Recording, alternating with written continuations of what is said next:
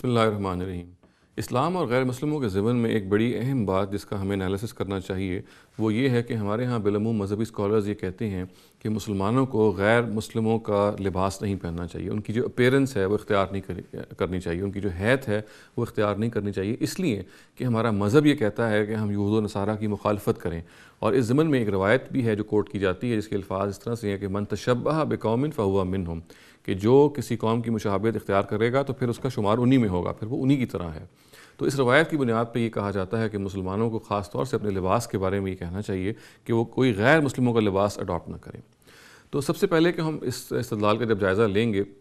تو یہ دیکھنا چاہیے کہ قرآن مجید میں اگر ہم اس کو دیکھیں تو یہ بات بالکل واضح ہو کے سامنے آ جاتی ہے کہ قرآن مجید نے مسلمانوں کا کوئی ڈریس پرسکرائب نہیں کیا۔ یہ نہیں بتایا کہ فلاں ڈریس ہے جو آپ نے پہننا ہے یا تہمت باندھنا ہے یا پتلون پہننی ہے۔ اسلام کا جو ڈریس ہے وہ حیا ہے۔ اسلام یہ کہتا ہے کہ ڈیسنسی جس بھی ڈریس میں پائی جائے، اور یہ ڈیسنسی جہاں پہ بھی ہو، وہ خواہ ایک مسلمان خاتون ہو یا خواہ ایک مسلمان مرد ہو، اگر حیا کا لباس موجود ہے، وہ حیا کا اندر ایک تاثر موجود ہے، وہ حیا کا احساس موجود ہے، تو جو لباس باہر وہ پہنے گی یا پہنے گا اس کے اندر اگر وہ ڈیسنسی پائی جاتی ہے تو اسلام کو قابل قبول ہے۔ چنانچہ اس نے کسی بھی ڈریس کا پابند نہیں کیا۔ اب رہ گئی اس روایت، تو اس روایت کے بارے میں بھی ہمیں جان لینا چاہیے کہ اس کا ایک خاص سیاق و سباق ہے، اور چونکہ یہ جملہ من تشبہ بقوم فہو منہم بعض دفعہ اپنے سیاق و سباق سے ہٹ کے بعض روایتوں میں کوٹ ہو گیا ہے، تو اس سے لوگ علی الاطلاق یعنی ایبسولوٹ طریقے سے ایک انفیرنس کر لیتے ہیں، ایک کنکلوژن ڈرا کر لیتے ہیں، اور پھر یہ کہتے ہیں کہ ہمیں غیر مسلموں کی اپیرنس اختیار نہیں کرنی چاہیے، اور چونکہ اپیرنس میں سب سے بڑی چیز تو لباس ہی ہے،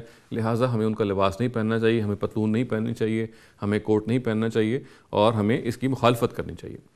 تو یہ دیکھیے کہ یہ روایت ہے، یہ مسند احمد بن حنبل میں اپنے پورے سیاق و سباق میں نقل ہوئی ہے، اور اس کا ایک خاص کانٹیکسٹ ہے۔ میں اس روایت کا ترجمہ آپ کے سامنے پڑھ دیتا ہوں، اور وہ ترجمے ہی سے واضح ہو جائے گا کہ یہ عام معاملہ نہیں ہے، یہ لباس کی اپیرنس کا یا لباس کی مشابہت کا معاملہ نہیں ہے، بلکہ اس کا ایک خاص پہلو ہے جو اس روایت سے واضح ہوگا۔ یہ روایت ابن عمر سے ہے، اور وہ نبی صلی اللہ علیہ وسلم سے روایت کرتے ہیں۔ نبی صلی اللہ علیہ وسلم کے اپنے الفاظ ہیں وہ یہ ہیں کہ میں اس دنیا کے خاتمے پر تلوار کے ساتھ بھیجا گیا ہوں، یہاں تک کہ صرف اللہ واحد کی عبادت کی جائے، اور میرا رزق نیزوں کے سائے میں رکھا گیا ہے، اور ذلت اور غلامی ان لوگوں کے لیے مقدر ہے جو میری مخالفت کریں، اور جو کسی قوم کی مشابہت اختیار کرے گا، یہ وہ جملہ آخر میں جو آیا ہے، اور جو کسی قوم کی مشابہت اختیار کرے گا تو وہ انہی کی طرح شمار ہوگا۔ چنانچہ اگر پورا کانٹیکسٹ ہے اس کو سامنے رکھ کے اس روایت کا آپ انالیسس کریں، یا اس جملے کا انالیسس کریں کہ من تشبہ بقوم فہو منہم، تو اس کا مطلب اصل میں کیا ہے؟ اس کا مطلب یہ ہے کہ قرآن مجید میں وہ جو قانون ہم جگہ جگہ اسٹڈی کرتے آئے ہیں اپنے لیکچرز میں، جس کا حوالہ میں بہت دفعہ دے چکا ہوں کہ اللہ تعالیٰ رسولوں کے زمانے میں منکرین حق کو سزا دیتے ہیں۔ وہ لوگ کہ جو حق کا جانتے بوجھتے ہوئے انکار کرتے ہیں، وہ دنیا ہی میں وہ سزا پاتے ہیں، تاکہ یہ پوری کی پوری جو ریہرسل ہے، یہ پوری کی پوری ایکسرسائز ہے، یہ جو اللہ تعالیٰ اپنے رسولوں کے ذریعے سر انجام دیتے ہیں، یہ آخرت میں جو جزا و سزا ہونی ہے اس کی یاد دہانی بن جائے۔ آخرت کی جو جزا و سزا ہے اس سے انسان اکثر بھول جاتا ہے، انسان نسیان کا شکار ہو جاتا ہے۔ تو اللہ تعالیٰ نے آخرت کی اس یاد دہانی کے لیے بہت سارے بندوبست کیے ہوئے ہیں۔ ان بندوبست میں سے ایک بندوبست یہ بھی ہے کہ اللہ تعالیٰ نے رسولوں کی زندگیوں میں وہ قیامت جو آخرت میں برپا ہونی تھی وہ دنیا میں برپا کر کے دکھائی، تاکہ انسان کو بار بار اس کا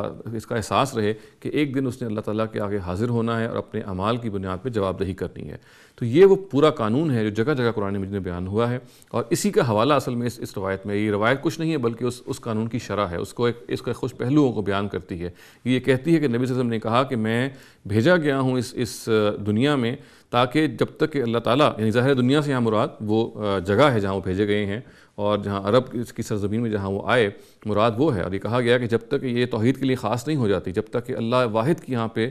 پرستش نہیں کی جاتی، اس وقت تک میں ان لوگوں سے لڑوں گا، اور میرا جو رزق ہے وہ نیزوں کے سائے میں، جو یہ بتا رہا ہے کہ ظاہر ہے یہ معاملہ پھر جنگ تک بھی منتج ہو سکتا ہے۔ اور پھر جو یہ بات کہی گئی ہے کہ جس نے میری مخالفت کی تو پھر اس کے لیے غلامی جو ہے وہ مقدر ہے، وہ بھی اصل میں اسی قانون کا ایک نتیجہ ہے۔ یعنی اللہ تعالیٰ اپنے رسولوں کی زندگی میں رسولوں کا غلبہ دیتے ہیں، اور وہ لوگ کہ جو ان کی مخالفت کرتے ہیں ان کو وہ مغلوب کرتے ہیں، اور اس مغلوبیت میں ظاہر ہے کہ جو رسول کی اپنی قوم ہے وہ سب سے آگے ہوتی ہے، سب سے زیادہ اسی کو اس مغلوبیت کو سہنا پڑتا ہے۔ تو یہ روایت اصل میں یہ کہہ رہی ہے کہ وہ لوگ جو نبی صلی اللہ علیہ وسلم کی مخالفت کریں گے یعنی اس معاملے میں، تو پھر ان کے لیے غلامی مقدر ہے۔ اور پھر ایک جملہ یہ ایڈ کر رہی ہے کہ وہ مزید لوگ جو نبی صلی اللہ علیہ وسلم کی اپنی نیشن کی مشابہت اختیار کریں گے اس اس اینیموسٹی میں، اس مخالفت میں ان کا بھی حشر وہی ہوگا جو نبی صلی اللہ علیہ وسلم کی اپنی قوم کا ہے۔ چنانچہ یہاں جو مشابہت کے بارے میں بیان کیا جا رہا ہے، یہ کوئی لباس کی مشابہت نہیں ہے، یہ رویے کی مشابہت ہے۔ یعنی وہ غیر مسلم، وہ کافر یا وہ زمانے کے لوگ جو نبی صلی اللہ علیہ وسلم کی اپنی جو ان کی نیشن تھی، جس طرح سے انہوں نے انکار کر دیا تھا، اگر یہ بھی اسی طرح سے انکار کریں گے تو جیسے ان کے لیے غلامی مقدر تھی یا جیسے ان کے لیے سزا مقدر تھی، بالکل ویسے ہی ان لوگوں کی بھی وہی حشر ہوگا۔ چنانچہ اگر یہ پوری روایت کو سامنے رکھا جائے تو بالکل واضح ہو کے سامنے آ جاتی ہے کہ جو مشابہت یہاں بیان کی جا رہی ہے، یہ وہ اس انکار کی مشابہت ہے، وہ ڈیلیبریٹ ڈینائل کی مشابہت ہے، وہ یعنی جانتے بوجھتے ہوئے انکار کی مشابہت ہے جو بیان کی جا رہی ہے، اس کا لباس سے کوئی تعلق نہیں ہے۔ اقول قولی ھذا واستغفر اللہ لی ولکم ولسائر المسلمین والمسلمات۔